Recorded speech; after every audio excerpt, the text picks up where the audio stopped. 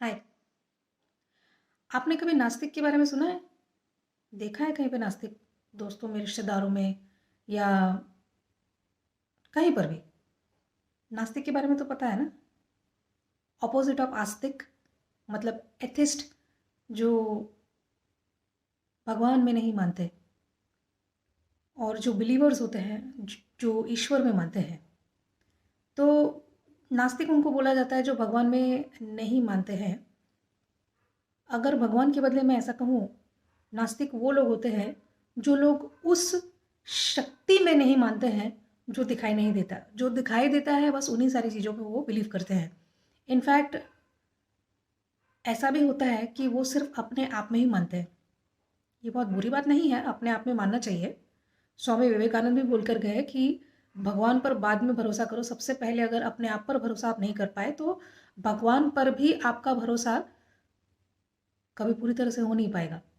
तो अपने आप पर भरोसा करना अच्छी बात है, बट उसके बाद में भगवान पर भरोसा करना, देखिए हम किसी को फोर्स तो नहीं कर सकते हैं कि भगवान इस दुनिया में है कि नहीं है, क्योंकि शायद मैंने भी अपनी आंखों से तो कभी, इन आंखों से तो कभी भगवान को देखा नहीं है। पर 100% उस शक्ति को मैंने महसूस ज़रूर किया है। किया नहीं है, इनफैक्ट हर रोज़, हर पल, हर दम मैं उस शक्ति को महसूस करती हूँ।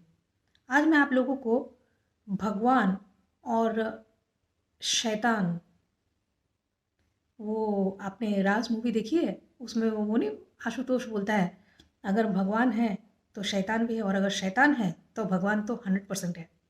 राइट? एक बार एक बहुत ही गरीब औरत थी जिसका छोटा सा एक परिवार था। रेडियो स्टेशन वालों ने उसको इंटरव्यू के लिए बुलाया ताकि उसको कुछ डोनेशंस मिल जाए दूसरे लोगों से।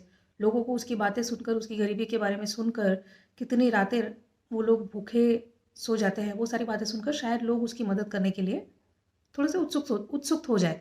इसकी वजह से रेडियो स्टेशन वालों ने उसको बुलाया अपने रेडियो स्टेशन पर, और उन्होंने उससे रिक्वेस्ट करने के लिए कहा लोगों से, और उसकी इंटरव्यू ली और बोला कि जो आप बहुत अच्छे से लोगों को बताइए कि आपकी जो सिचुएशन है वो कितनी बुरी है, ताकि ज़्यादा से ज़्यादा लोग आपकी मदद कर सकें।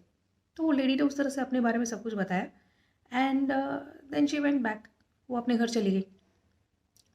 तो एक नास्तिक ने वो रेडियो स्टेशन पे जो बात चल रही थी उस औरत की, और उसने औरत ने भगवान पर बड़ा भरोसा दिखाया था कि भगवान मेरी मदद ज़रूर करता है और वो हमेशा करते रहेंगे, चाहे आपके ज़रिए हो या किसी के भी ज़रिए हो। तो उस नास्तिक को ऐसा लगा कि क्यों ना इस औरत का थोड़ा सा मजाक उड़ा लिया जाए, बहुत भगवान में मानती है, देखते हैं कितना मानती है वो। तो उसने क्या किया, वो बहुत अमीर था आदमी जो नास्तिक था, उसके पास में बहुत पैसा था, और उसने अपनी सेक्रेटरी को ऑर्डर किया कि बहुत सारा खाना और बहुत सारी ऐसे घर गृहस्थी चलाने की चीज़ें खरीद कर उस गरीब औरत के घर में जाके एज अ गिफ्ट उसको देकर आए। और उसने एक इंस्ट्रक्शन भी स्ट्रिक्टली दिया अपने सेक्रेटरी को कि जब वो औरत पूछे कि ये सारी चीज़ें किसने भेजी है, तो तुम उसको यही कहना कि ये सारी चीज़ें शैतान ने भेजी है।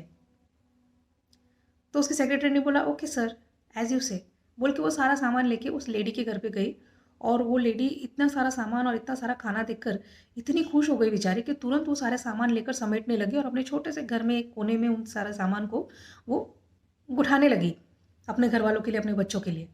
तो सेक्रेटरी वेट कर रही थी कि ये लेडी कब पूछेगी मुझसे, क्योंकि मेरे बॉस ने तो मुझे इंस्ट्रक्शंस दिया हुआ है कि उसको वो जब पूछे कि किसने भेजा है तो उसको बताना कि शैतान ने भेजा है। तो वो उसी चीज़ की राह देख रही थी। तो वो देख रही है कि वो लेडी तो पूछ ही नहीं रही है, वो तो सिर्फ सामान को समेटने पे लगी हुई है। तो सेक्रेटरी ने जाने से पहले उसको पूछा कि क्या आप जानना नहीं चाहेंगे कि किसने भेजा है? तो वो गरीब औरत ने, आपको पता है क्या कहा?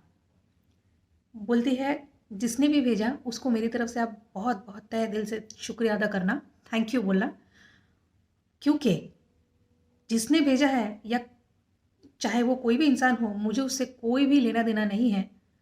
क्योंकि जब भगवान ऑर्डर करता है तो शैतान को भी उसका हुक्म मानना पड़ता है। और ये न्यूज़ लेकर वो सेक्रेटरी ने अपने बॉस को दे दिया। अभी आप सोचिए, क्या कहेंगे आप इस पे? आप कमेंट सेक्शन में लिख सकते हैं। आज के लिए इतना ही।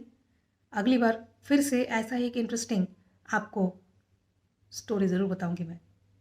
Thank you so much for watching. Rakhi Datta, leadership coach from Bhagavad Gita. Thank you so much.